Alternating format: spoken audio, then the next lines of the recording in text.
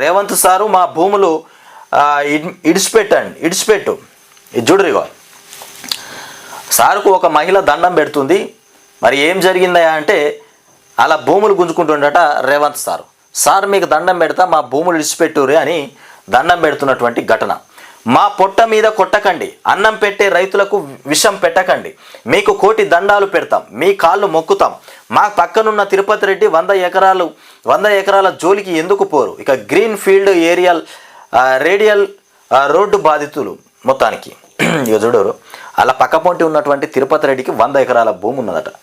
మరిగా తిరుపతి రెడ్డి జోలికి పోరు, మా చిన్నకారి రైతులు 100, 1, 2, 3 ఎకరాలు ఉన్నటువంటి మా రైతుల జోలికి ఎందుకు వస్తున్నావు, నీకు దండం పెడతామని చెప్తున్నారు.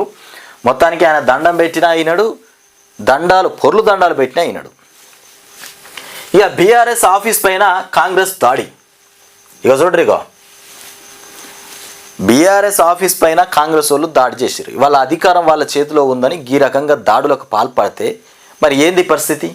పోలీస్ వ్యవస్థ ఎక్కడ పోయినట్టు? రక్షణ కల్పించాల్సినటువంటి పోలీస్ వ్యవస్థ ఎక్కడ పోయింది?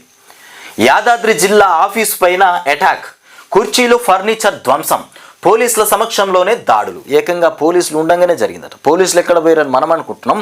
పోలీసులు కళ్ళు అప్పగించి చూస్తుండగానే ధ్వంసాలు జరిగినాయి, దాడులు జరిగినాయి. ఇది తెలంగాణ రాష్ట్రంలో జరుగుతున్నటువంటి పరిస్థితి ఇట్లా ఉన్నది. పోలీసుల సమక్షంలోనే దాడులు, రోజు రోజుకు పెరుగుతున్న కాంగ్రెస్ అటాక్స్. ఇక మొన్న బీజేపీ, నిన్న బీఆర్ఎస్ ఆఫీస్. ఇక గూండా రాజ్యం చెల్లదు. ఇకపోతే కేటీఆర్ సమాధానం చెప్పలేక దాడులు. హరీష్ మాట్లాడుతున్నటువంటి అంశం. ఇక దాడిని ఖండించిన బీఆర్ఎస్ నేతలు. కేటీఆర్ సమాధానం చెప్పకపోతే ఈ రకంగా దాడులు.